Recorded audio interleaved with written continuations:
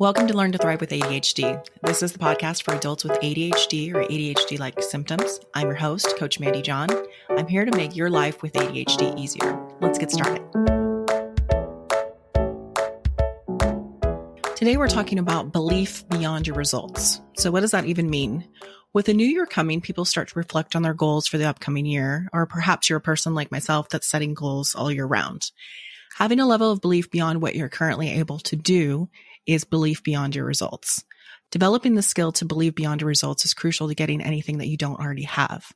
I often use a baby walking as an example. They see everyone else around them walking, and they're pretty sure they can do it too. Up until now, they have no evidence that they can walk, but they believe they can, so they start to pull themselves up. With support, they practice standing alone, they take steps, and eventually they're walking simply because they had a belief beyond their results. So what gets in the way of this? What do we need to know about the process, and how do we develop this important skill for getting what we want? Let's first talk about the stages that we can go through when committing to a goal. This can go one of two ways. I'll let you decide which one you think you'd prefer. The stages that lead to failure. Number 1, excited about the possibility of change. Number 2, setbacks and obstacles show up. Number 3, you lose belief in yourself and quit. Sometimes you blame the system. And number 4, you end up with regret and suffering. Now I'm going to give you the stages of success. What I want you to notice is this is not a perfect process. It's not going to feel good all the way through. The other thing I want you to notice is with these two options, you basically come to a fork in the road. And you have the option of taking the road that leads to failure and quitting, or you have the option of taking the road that leads to success. Here's stage 2. The stages that lead to success. Number 1, excited about the possibility of change. Number 2, setbacks and obstacles. Number 3, you strategize and you recommit. And number 4, success and pride in one's accomplishments. Notice the first two parts are the same for both. It all comes down to the choice you make in step 3. When things get difficult, do you lose belief and quit, or do you maintain belief and re-strategize? If you know that this goal is possible for you, the only logical conclusion is that you need to be doing something a bit different to get there. When we come to the difficult part in these stages, if we are going to succeed, it's required that we are going to have to figure out how to evolve beyond what we currently are capable of or stretch ourselves. That's where the belief beyond results comes in. If you've been following my coaching, you know that your thoughts are directly related to your results. If you are thinking you can't do it, you can't stretch, you aren't capable, then that's exactly what will be true. Because when you believe things like this, there's no reason for you to even try. With your goals, and by goals I mean ways you want to grow in every aspect of your life, I started this podcast talking about New Year's goals, but this means the everyday stuff as well. What skills do you need to develop, or what belief about yourself do you need to develop so that you can have that or be that? What skills do you need to develop, or what belief about yourself do you need to develop so that you can have that or be that?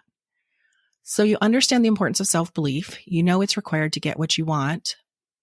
But what do we do when times get tough? I'll give you several things you can do, but what I want to share with you first is that you wouldn't even want the goal if some part of you didn't believe it was possible. That's important to notice because you're already partway there.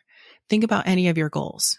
You're not asking to wake up a unicorn. You might be wanting big things, but I guarantee that anything you are making a goal is possible if you take the right actions and put in the time needed. This is great news. This means that there's some self-belief there already. Now it's about how to support your self-belief through the challenging times. Here are some things you can do. Number 1, celebrate small wins. Celebrating even the smallest achievements along the way shows you that there is progress happening. Number 2, positive self-talk. Don't let the voice in your head say awful things to you. What would you tell a friend who is experiencing the same challenges toward a goal that you were? Number 3, clarify your goal. When goals are vague, it's hard to know if we're making progress or where the real finish line is. Clarify what actions you should be taking daily. Number 4, track your progress. Keeping a record of your progress through journaling, charts, or apps will give you tangible evidence of your growth and abilities.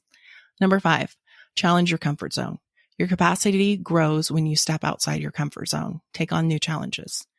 Number 6, practice self-compassion. Be kind to yourself. There's going to be times that you're ill or have some sort of setback, and you'll want to blame yourself. That's just life. You just keep doing the best you can, and that's enough. Number 7, get feedback.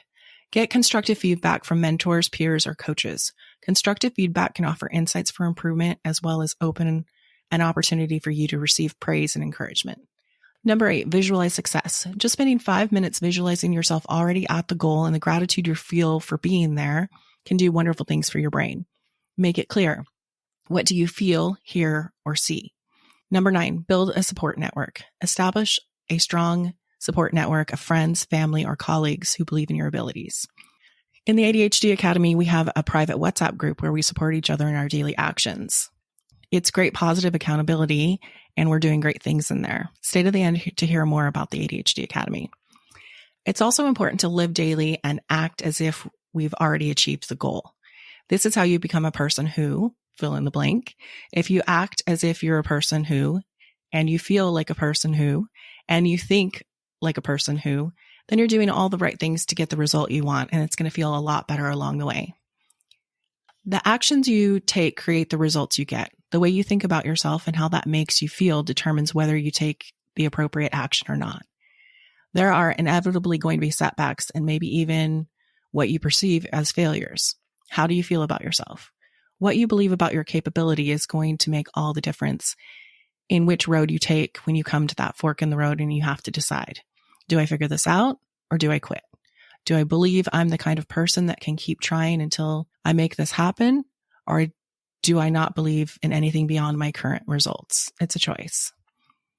As I think about this concept, I think of many hands-on things that I've done over the years, where you're putting something together or trying to fix something and it doesn't work over and over.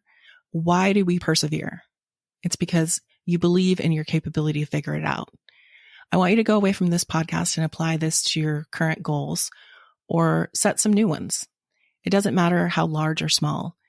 If you even think it's remotely possible, that is your seed of self-belief. Nurture it and work on the problem until you figure it out. See you next week. Thank you for your time and especially your attention today. If you haven't looked into the ADHD Academy, you'll want to do that. This is my membership with bingeable courses, weekly live coaching, new courses every month, a community of like-minded people, and more. Be sure to head over to www.learntothrivewithadhd.com/membership to get the details. See you next week.